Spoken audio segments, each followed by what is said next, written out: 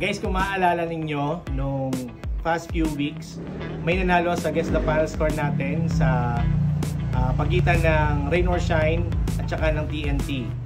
Ang nanalo ron ay si Idol John Paul Pangilinan. So after a few weeks naman, sa pa-challenge natin ng Guess the Final Score, meron ulit nanalo sa laban naman ng San Antonio Spurs at Portland Trail Blazers. Ang final score ng Spurs ay 118 at ang final score naman ng Blazers ay 105. So actually, dalawa yung nakakuha ng final score. Ang unang nakakuha ng final score ay si Idol Axel Ace Latoga at yung pangalawa naman ay si Renz Reyes Arizala. So kung matatandaan ninyo, meron tayong rules doon na if ever na meron man na magkaparehas ng comment, then parehas silang tumama. So i-determine natin doon kung sino yung unang nag-comment. So kung makikita nyo sa pictures, may nakalagay dito kay Idol Latoga na 23 hours sa bandang baba.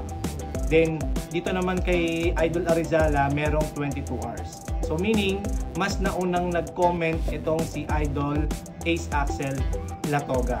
Ngayon doon sa posters natin, kung matatandaan ninyo, meron tayong dalawang sapatos na pamimilian doon. So ito yung Kobe 5 Pro Throw na size 43 at saka ito naman yung Ja 1 na size 44. Ngayon, kung sino yung nanalo, siya yung mamimili, and nakausap ko na rin naman si Idol Latoga na kung ano yung pipiliin niya dun sa mga sapatos. So ang pinili niya itong Kobe 5, pero ang sabi ko sa kanya, dadalhin ko pa rin yung isang sapatos para at least masukat niya parehas, para malaman niya kung alin talaga yung kukunin niyang sapatos. And take note lang guys para dun sa mga gustong sumali na malalayong lugar, basta kung saan man lugar kayo, kung sakaling kayo yung manalo, huwag kayong mag-alala, kaya-kaya pa rin natin itong ipadala sa inyo.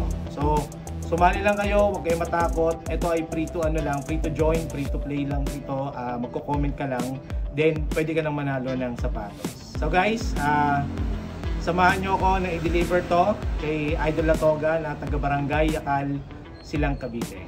Yan guys, change outfit tayo kasi kahapon hindi tayo available na ma-deliver yung sapatos. Pero ngayon tuloy na. Lumimit na kami rito sa may tasa sa likod ng McDo. So hintayin natin si Idol. Ayun o. Nakulay puti ata. Sinata si Idol. Ay, nakukuliti. Ano? Ikaw si Axel? Congrats. Ito yung sapatos, pero since magkaiba sila ng size, isukat mo na parehas para at least yung pipiliin mo talaga fit sa'yo. At sige, buksan. Sukat mo, ito may nakamedyas ka ba? O saan ko bibigyan? O ito, hindi, sapatos mo naman eh. O gusto mo, ito gamitin mo. O, ito medyas, sa'yo rin yan. Nabilihin ko. Hindi, sukatin mo muna. Sakto sa akin, parang sinuko talaga.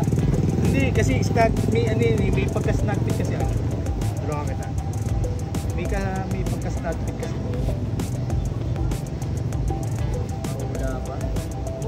Biruin mo, kumasok ka sa trabaho, no? Nag-iwan ka lang ng comment ko, nag-uula ka lang. Hindi ako nga pala dun eh. Lagi kang umuula eh. Ha? Lagi kang umuula, o, diba? May sapatos ka na. Nakaraan, muntikan lang eh. O, libre lang, diba? Kung yan ang pinipili mo naman. Ha? Sakto lang? O yan, ayos na. Pero ito, libreng medyas ka tayo.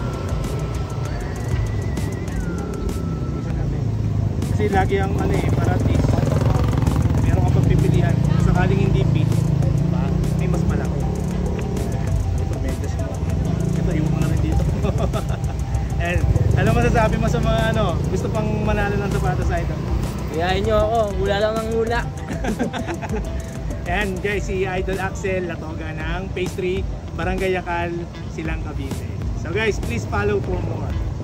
Follow nyo si Concerto guys. Solid ito, sapatos na ako guys. Okay, picture na lang tayo. Thank you. Picture na.